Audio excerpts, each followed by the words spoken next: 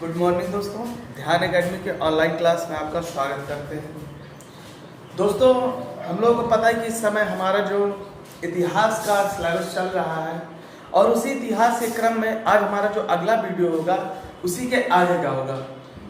तो चलिए दोस्तों, शुरुआत करते हैं इतिहास के अगले जो है टॉपिक की और उसको देखते हुए हम लोग आगे बढ़ते हैं।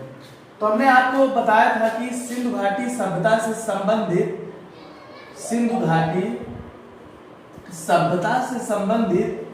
हमने इनकी विभिन्न बातों पर चर्चा कर ली है। अब वो कौन कौन सी बातें वो सारी हमने जो है पिछली वीडियो में आपको बता चुका है। तो उसी चीज को हम लोग ध्यान में रखते हुए आगे बढ़ते हैं और देखते हैं कि हमने सिंधु घाटी सभ्यता से संबंधित ऐसी कौन कौन सी जानकारी प्राप्त कर ली है। तो हमने आपको बताया था पिछली वीडियो में कि सिंधु घाटी सभ्यता के हम नामकरण की चर्चा कर चुके हैं, इसके खोज की चर्चा कर चुके हैं, इसके काल के निर्धारण की चर्चा कर चुके हैं हम लोग,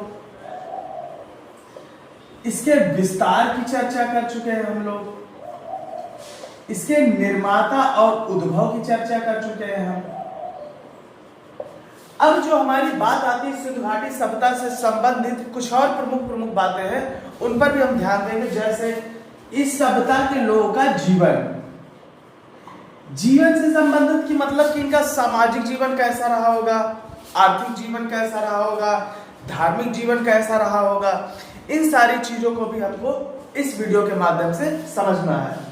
तो आज का जो हमारा वीडियो रहेगा वो केवल और केवल जीवन से संबंधित रहेगा सिंधु घाटी सभ्यता के। अब जो इसके बाद का जो लास्ट वीडियो होगा उसके बाद से ये वाला टॉपिक हमारा पूरी तरह से समाप्त हो जाएगा। तो हमारा जो बाद में बचेगा तो वो हो जाएगा हमारा सिंधु घाटी सभ्यता का पतन। और साथ ही साथ इसके अंतर्गत हम लोग लास्ट में पढ़ेंगे कि इस सभ्यता से संबंधित कुछ प्रमुख साक्ष्य जो हमें विभिन्न क्षेत्रों से ये हमें साक्ष्य प्राप्त हुए हैं, इनकी हम लोग चर्चा करेंगे।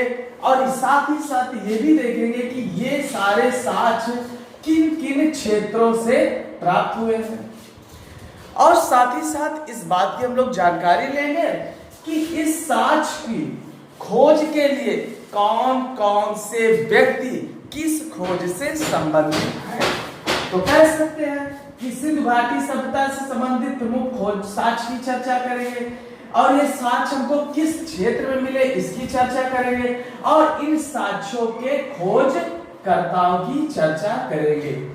ये वाला वीडियो होगा हमारा लास्ट वीडियो। इस सिलेबस का सिंधु घाटी सभ्यता के सिलेबस का ये वाला वीडियो हमारा होगा लास्ट का।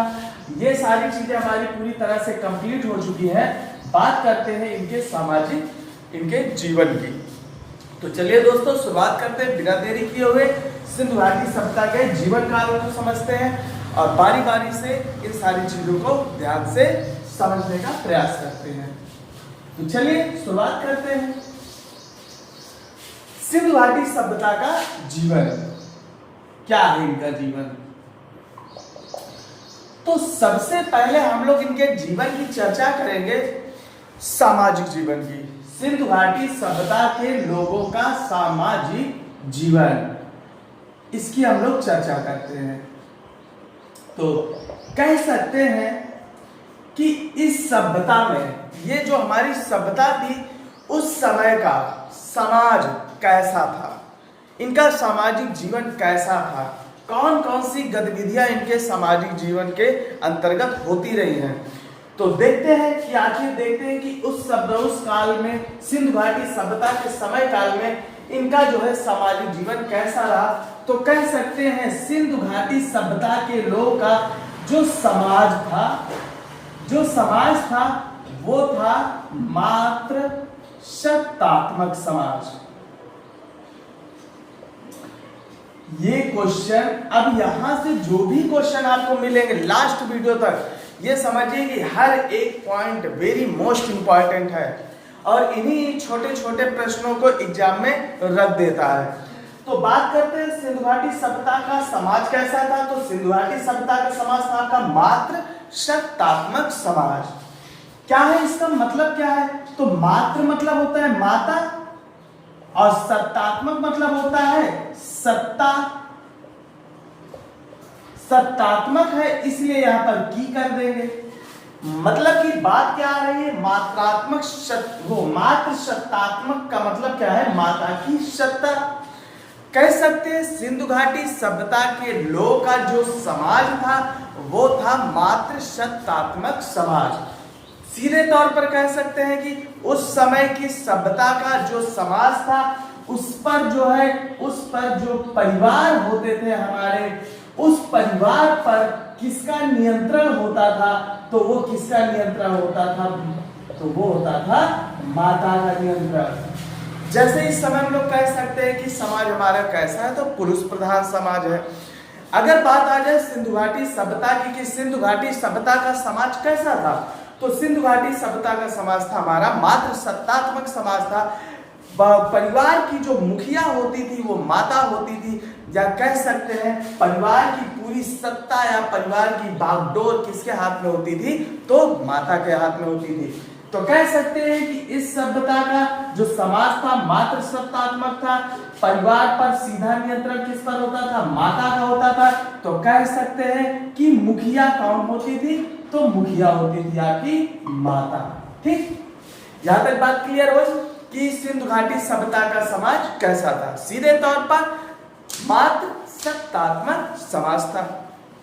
ये तो बात हो गई इनके समाज की। अब थोड़ी सी बात कर लेते हैं इन्हीं के समाजी जीवन से रिलेटेड और भी विभिन्न पहलुओं पर। तो बात आती है कि इस सभ्यता में जो समाज की नगर नियोजन प्रणाली थी, कहते हैं इस सभ्यता की सबसे प्रमुख विशेषता क्या है, तो सबसे प्रमुख विशेषता इस सभ्यता की क्या थी, तो इस सभ्यता की सबसे प्रमुख विशेषता थी नगर नियोजन प्रणाली। नगर नियोजन प्रणाली इस सभ्यता की प्रमुख विशेषता थी। बहुत ही अच्छी विशेषता है। सोच सकते हैं कि ये उस समय कैसे नगर रहे होंगे। अभी मैं आपको बताऊंगा किस प्रकार से नगर थे, इनके भवन थे, बहुत सारी चीजें थी।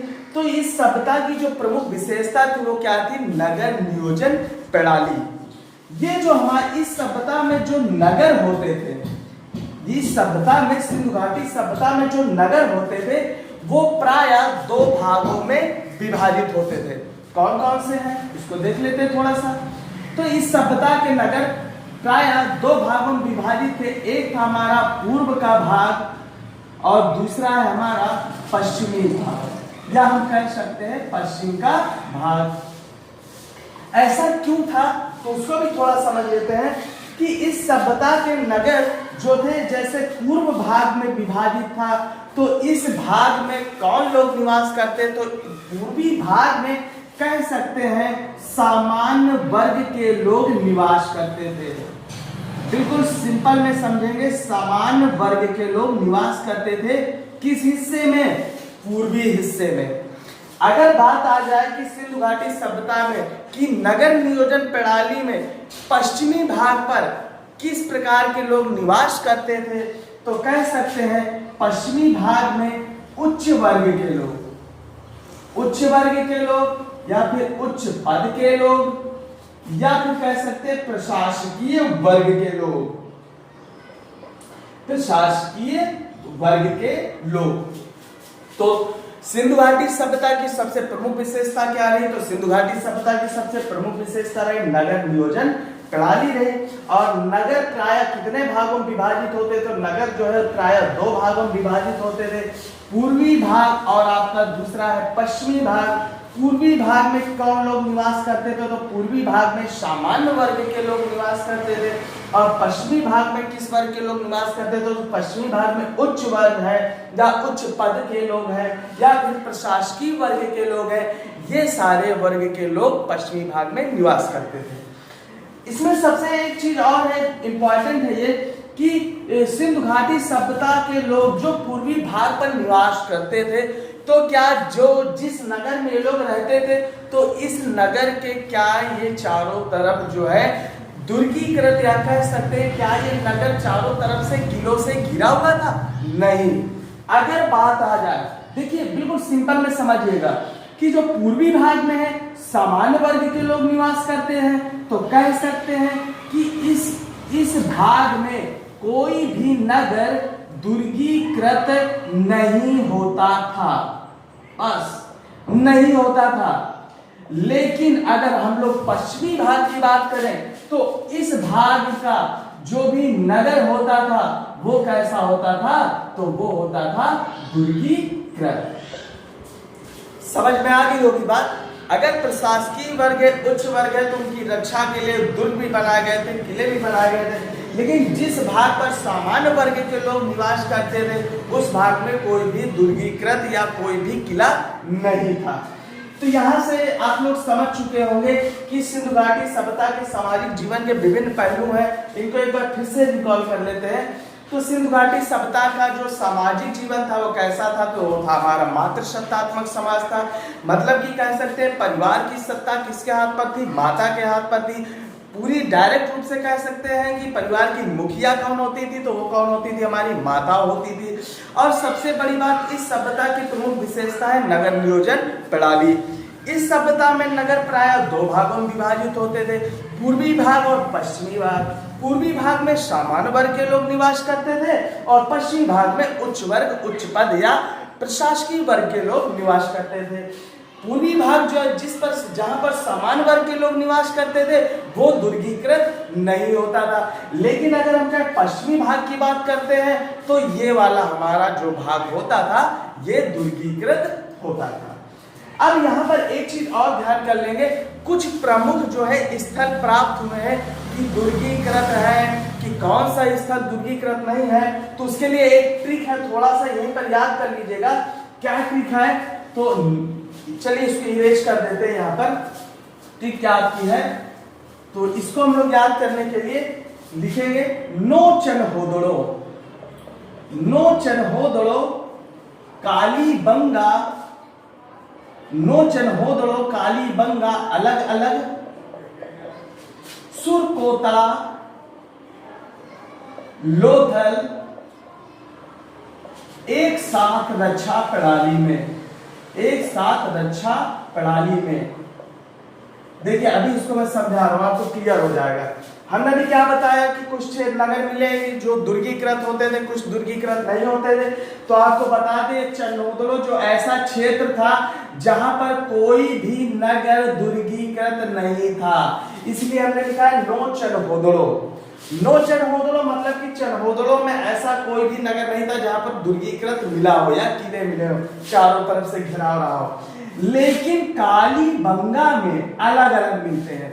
वही चीज मान लीजिए कालीबंगा है, ये हो गया हमारा पूर्वी भाग, ये हो गया हमारा पश्चिमी भाग, तो ये हो गया हमारा दुर्गीकृत, ये दुर्गीकृत नहीं है। तो इसमें कह सकते हैं कि कालीबंगा अलग अलग, मतलब कि यहाँ पर दुर्गीकृत आपको मिला है।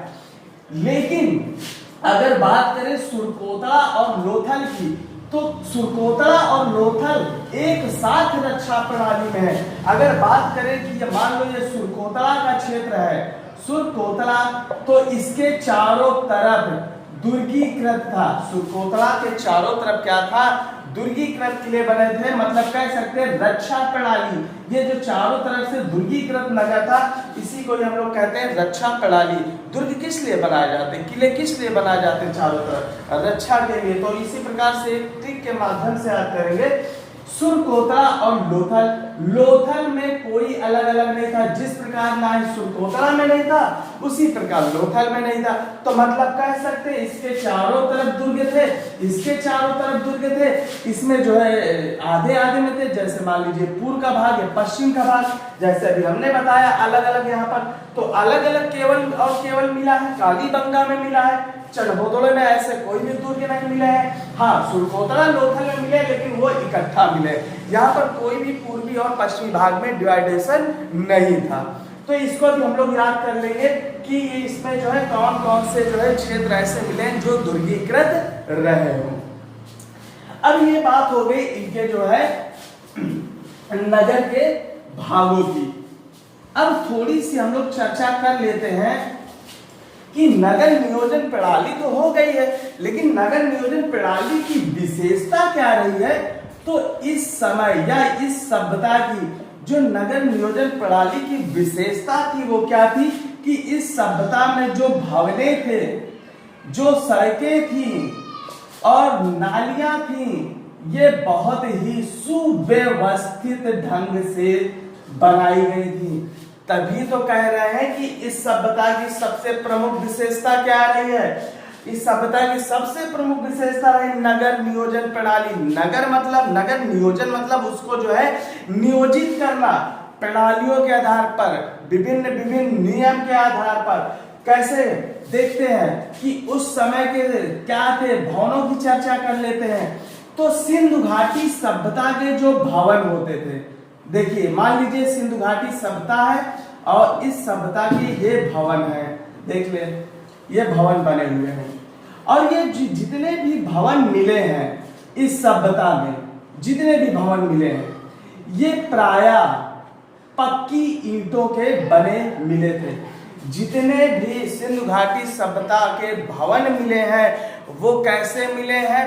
प्रायः पक्की ईंटों के मिले हैं ये भवन। देखिए इसमें ईंटें भी बनी हुई हैं, तो कह सकते हैं कि पक्की ईंटों के भवन मिलने की वजह से इसकी नगर नियोजन की विशेषता बहुत ही अच्छी रही होगी।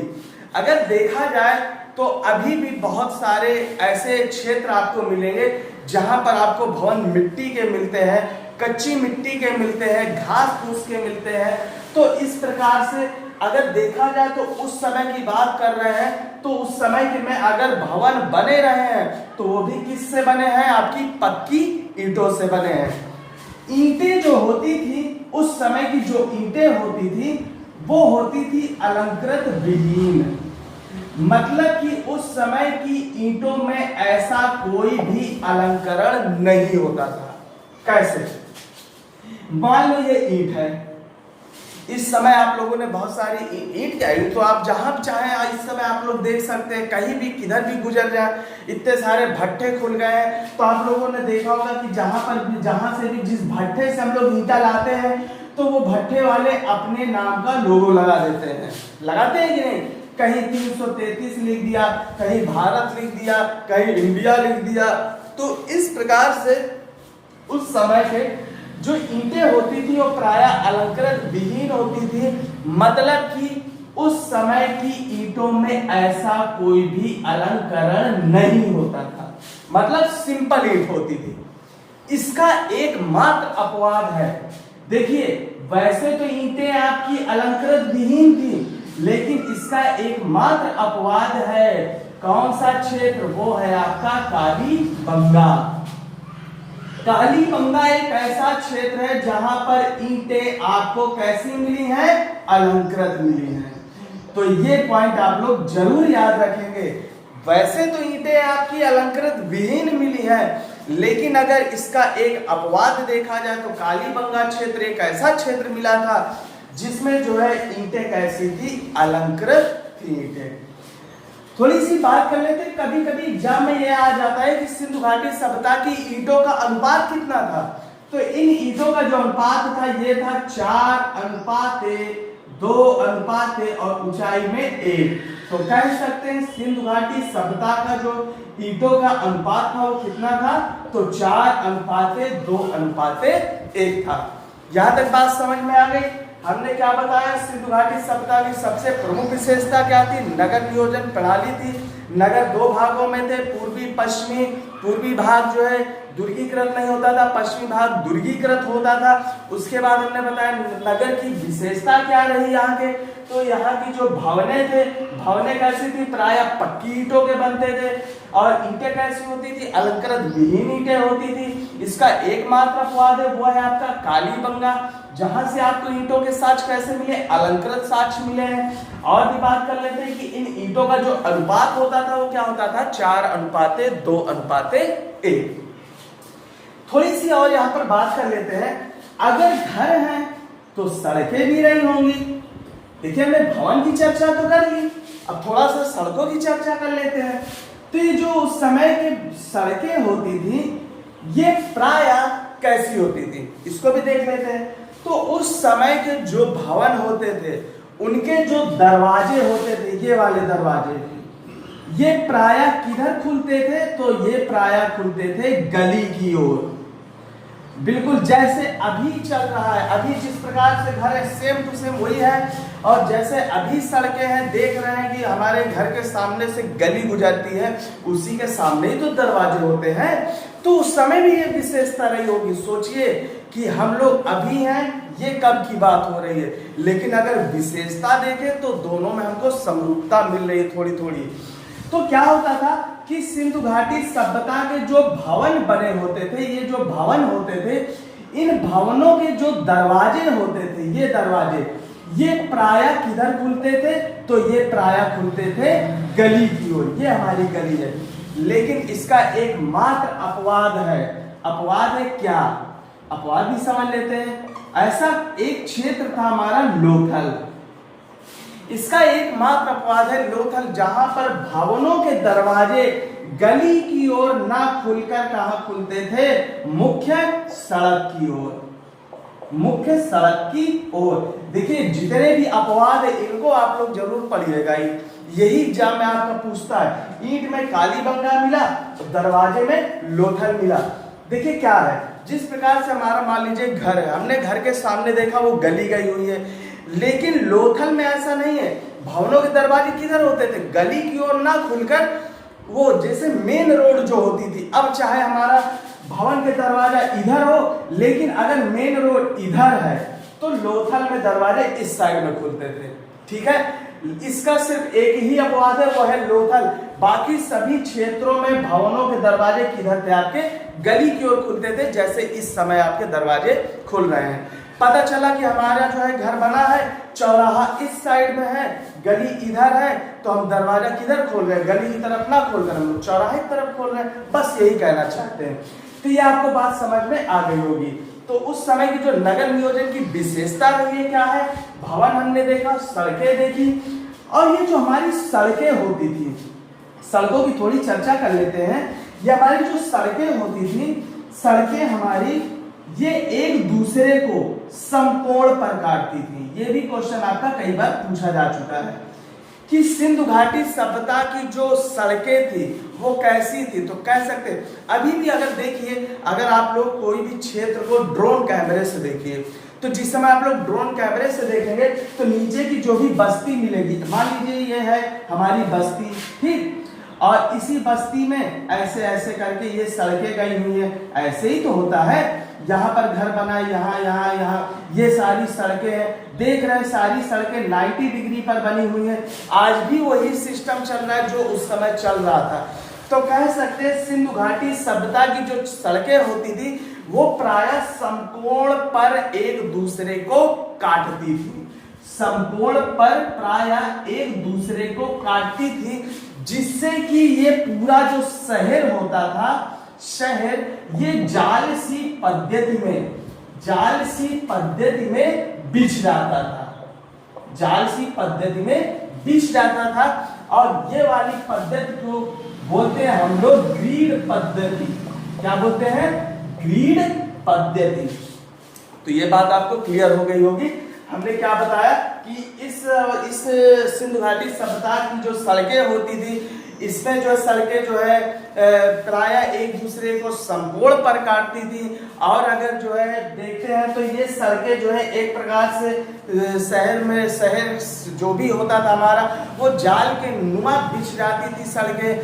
आज भी सड़कें हमारी समकोण पर ही काटती हैं, उस समय की भी सड़कें आपकी समकोण पर ही काटती थी।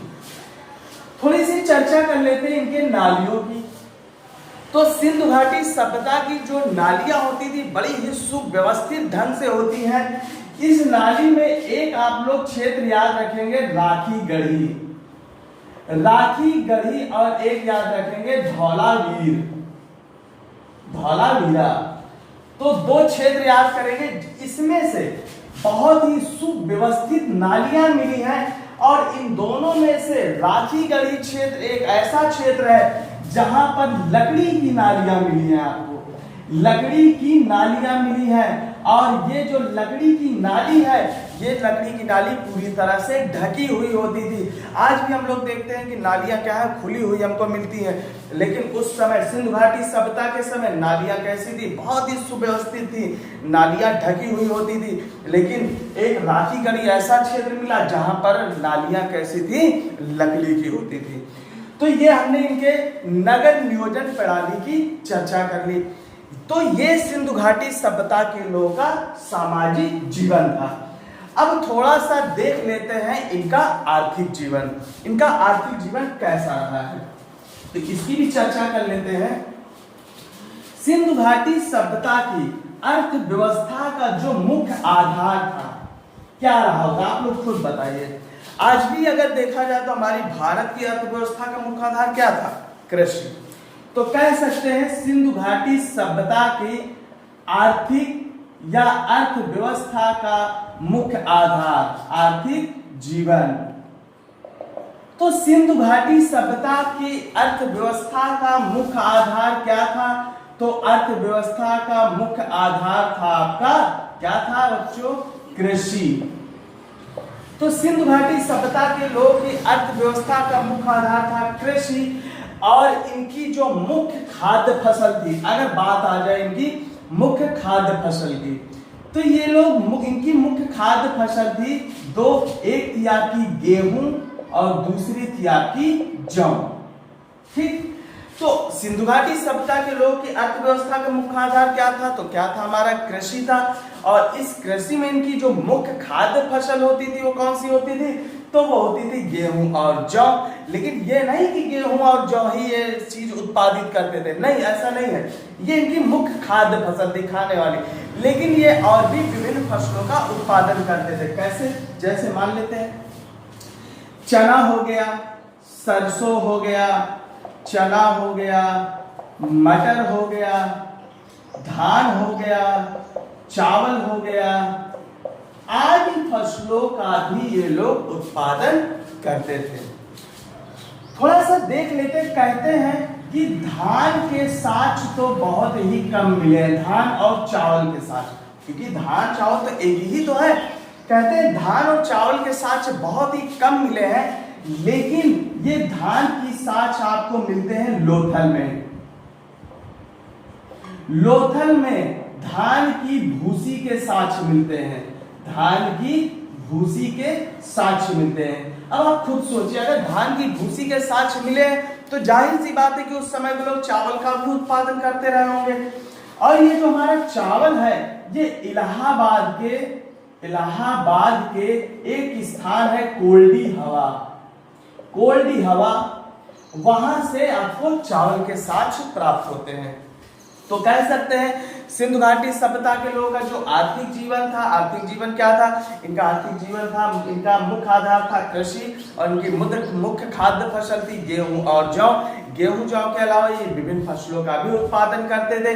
कौन कौन सी फसल है, तो चना है, सरसों है, मटर है, धान है, चावल है, इत्यादि फसलों का भी उत्पादन करते थे। देखिए, धान की भूसी के साथ आपको लोथल से मिलते हैं, चावल के साथ आपको कोल्डी हवा से मिलते हैं। अभी बहुत सारे साथ हैं, वो आपको मैं लास्ट वीडियो में बताऊंगा। तो इन सारी चीजों का भी थोड़ा थोड़ा समझ लेते हैं। अब थोड़ा सा बढ़ते हैं कि एक फसल है आपकी कपास, आप लोगों ने नाम सुना होगा कपास। कहते हैं इस कपास की खेती का प्रारंभ करने का श्रेय किस पर जाता है, तो कपास की खेती प्रारंभ करने का श्रेय किस पर जाता है, तो जाता है सिंधु घाटी सभ्यता के लोगों पर, या फिर हम कहते हैं हड़प्पा सभ्यता के लोगों पर। तो सबसे पहले कपास की खेती का प्रारंभ किसने किया, तो सिंधु घाटी सभ्यता के लोगों ने किया था। और सर्वप्रथम कपास की खेती का उत्पादन भी इन्हीं लोगों के द्वारा किया गया। बल्कि यूनानियों ने, जो यूनानी थे, यूनानियों ने कपास को किस नाम से बुलाया है, तो यूनानियों ने कपास को सिंडन कहकर बुलाया है। तो ये भी क्वेश्चन आपका बनता है कि कपास का उत्पादन सर्वप्रथम किसके द्वारा किया गया, तो कपास का उत्पादन सर्वप्रथम ये हमारे हड़प्पा वासियों के द्वारा किया गया। और यूनानियों ने कपास को क्या बोला, तो यूनानियों ने कपास को क्या बोला है, सिंडन के नाम से बोला है। तो ये तो थी इनके अर्थ की बातें। कुछ और भी इसमें बातें, उसको भी थोड़ा सा समझते हैं। तो ऊपर इरेज करते हैं। कृषि के साथ साथ जो कृषि तो करते थे, कृषि के साथ साथ ये लोग पशुपालन भी करते थे। क्यों ऐसा कहा गया है? क्योंकि पशुपालन में पशुओं के भी कुछ साक्ष्य इनको प्राप्त हुए हैं। देखिए, बात करते हैं पशुपालन को लेकर, तो कहते हैं इस सभ्यता में गाय के प्रमाण तो कहीं नहीं मिलते। गाय के प्रमाण कहीं नहीं मिलते। विभिन्न पशुओं का ये लोग पशुपालन करते थे, लेकिन अगर बात की जाए गाय के प्रमाण मिले तो गाय के प्रमाण कहीं नहीं मिले हैं। लेकिन कह सकते हैं कुबड़दार बैल के साक्ष्य हमको प्राप्त होते हैं। तो कह सकते हैं कि ये लोग गाय से भी परिचित रहे होंगे। अगर ये बैल से परिचित है तो जाहिर सी बात है ये लोग गाय से भी परिचित रहे होंगे। बात आती है घोड़े की, थोड़ी सी बात कर लेते हैं। तो घोड़े के भी साक्ष्य कहीं नहीं मिलते, लेकिन गुजरात में एक क्षेत्र आपका पड़ता है, वो है सुरकोतला। सुरकोतला एक ऐसा क्षेत्र है जहां पर घोड़े की हड्डी के साक्ष्य मिले हैं। अब आप लोग खुद सोचिए कि अगर घोड़े की हड्डी के साक्ष्य मिले हैं तो ये जाहिर सी बात है कि ये लोग घोड़े से भी परिचित रहे होंगे। साथ ही साथ ये लोग कुत्ता है, बिल्ली है, कुत्ता हो गया, बिल्ली हो गया, मोर हो गया, इत्यादि पशुओं को भी ये लोग पालते थे। हाँ, बकरी भी हो गई। इन सारे जो है पशुओं को ये लोग पालते थे। तो ये तो बात हो गई इनके अर्थव्यवस्था से लेकर। अब अगर बात कही जाए कि चलो ठीक है, उस समय ये लोग एक दूसरे से जो है सामान कैसे खरीदते रहे होंगे, तो बात करते हैं कि ऐसा क्या हुआ होगा, ऐसा क्या चीजों से ये लोग सामान का आदान प्रदान करते थे। तो उस समय के लोग एक प्रणाली थी, उस प्रणाली का क्या नाम है? तो उस प्रणाली का नाम है वस्तु विनिमय प्रणाली। वस्तु विनिमय प्रणाली का यूज करते थे। मतलब किसी व्यक्ति के पास, मान लो एक व्यक्ति है, इसके पास गेहूं है, और ये व्यक्ति है, इसके पास चावल है, लेकिन इसके पास गेहूं नहीं है, इसके पास चावल नहीं है। तो अब आप लोग खुद समझिए कि इसके पास गेहूं ज्यादा है तो इसको क्या जरूरत है? अब चावल की, तो इसने थोड़ा चावल ले लिया और बदले में इसने क्या दे दिया? इसको गेहूं दे दिया। तो इस प्रकार से ये जो है वस्तु विनिमय प्रणाली का प्रयोग करते हैं। इससे ये साबित होता है कि उस समय मुद्रा का प्रचलन नहीं था। मुद्रा का प्रचलन बिल्कुल भी नहीं था। और माप तौल के लिए ऐसा तो दे नहीं देते होंगे कि सामान लो भैया इतना उठा लेके ले जाओ। हाँ, ये लोग माप तौल को भी जानते थे। तो माप तौल के लिए ये लोग 16 या उसके गुणक अंकों का प्रयोग करते थे। 16 के अंकों के गुणक का ये लोग प्रयोग करते थे माप तौल के लिए। तो ये बात हो गई इनके अर्थव्यवस्था से लेकर। तो ये सारी चीजें हम लोगों ने समझ लिया। सिंधु घाटी सभ्यता के सामाजिक जीवन अभी हमने देखा, आर्थिक जीवन देख लिया है। थोड़ी सी अब चर्चा कर लेते हैं इनके धार्मिक जीवन की। तो धार्मिक जीवन में ऐसा क्या है, ये लोग किसकी पूजा करते थे, तो इसको भी थोड़ा सा समझ लेते हैं। तो सिंधु घाटी सभ्यता के लोगों का जो धार्मिक जीवन था वो कैसा था? तो कहते हैं सिंधु घाटी सभ्यता के लोग प्रकृति की पूजा करते थे। किसकी पूजा करते थे? प्रकृति की पूजा करते थे। मात्र देवी की पूजा करते थे। किसकी पूजा करते थे? प्रकृति की पूजा करते थे। मात्र देवी की पूजा करते थे। मात्र देवी की ही पूजा से इन लोगों को लगा कि उस समय की सभ्यता कैसी रही होगी, मात्र शक्तात्मक सभ्यता रही थी। तो ये मात्र देवी की पूजा के साथ साथ ये लोग पेड़ पौधे, पशु, लिंग, योनि आदि की पूजा ये लोग करते थे। और साथ ही साथ एक साक्ष्य हमको मिला था मोहनजोदड़ो में। मोहनजोदड़ो की जब खुदाई हुई थी 1922 ईस्वी में, तो उस समय एक सिक्का निकला था, मुहर जिसको बोलते हैं। और इस मुहर में एक पशुपति शिव की मूर्ति मिली थी। पशुपति शिव की मूर्ति मिली थी। अब देखते हैं कि ये पशुपति शिव की मूर्ति किस में अंकित थी, तो ये थी मुद्रा में अंकित। कहते हैं कि एक जो है पुरुष को, ये पुरुष है त्रिमुखी है, 3 मुख है, उसको जो है योग के पद्मासन पर बैठाला गया। देखिए योग कर रहा है, तो योग के पद्मासन पर बैठ के दिखाया हुआ इसे सिक्कों पर अंकित किया गया है। और साथ ही साथ कहते हैं ये जो पुरुष है जिनको पशुपति शिव की संज्ञा दी गई है, इनके चारों तरफ गैंडा, भैंसा, हिरन, हाथी, कुत्ता आदि जानवरों से इसे घिरा हुआ दिखाया गया था। तो कभी कभी एग्जाम में पूछ लेता है कि मोहनजोदड़ो से जो मुद्रा प्राप्त हुई थी, जिसे पशुपति शिव की मूर्ति प्राप्त हुई थी, अंकन प्राप्त हुआ था, उनके चारों तरफ कौन कौन से जानवर घिरे हुए थे, तो उनके चारों तरफ थे गैंडा, भैंसा, हिरन, कुत्ता, बिल्ली। इस प्रकार से जो है ये पशुपति शिव की उपासना भी करते थे। इससे ये साबित होता है। तो मित्रों ये तो थी इनके धार्मिक जीवन की बात। अब जो हमारी बात आ जाएगी वो आ जाएगी हमारी इनके पतन को लेकर। अब पतन को लेकर उसको हम लोग समझेंगे अगले वाले वीडियो में। हमने आपको बताया था कि पतन और जो कुछ प्रमुख साक्ष्य हैं किस क्षेत्र से प्राप्त हुए हैं और इनके खोजकर्ता कौन है, इसको हम अगले वीडियो में समझेंगे और पूरी तरह से इस सभ्यता का हम लोग